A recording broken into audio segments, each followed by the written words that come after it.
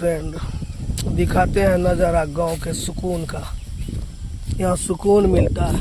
ये रहा हम लोग का खेत, जिसमें पेड़ पौधा भी लगा है और घास वृक्ष भी लगा है। ये देखिए नज़ारा, एकदम मस्त व्यू आ रहा है। शाम के टाइम है ना, हरियाली का एकदम ज़बरदस्त। आज बहुत दिनों के बाद दिल किया कि चले अपने खेत पे, तो सोचे घूमते हैं, दिखाते हैं आप लोग को। मेरा बाइक लगा हुआ है।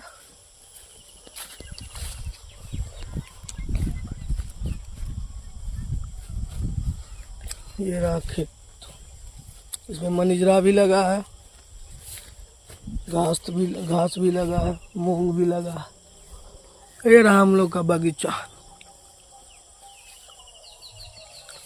पूरा घास वृक्ष, एकदम देखने में मस्त व्यू। शाम का एकदम ज़बरदस्त रहता है। महीनों बाद हम लोग खुद आए। ये उधर भी खेत है अपना।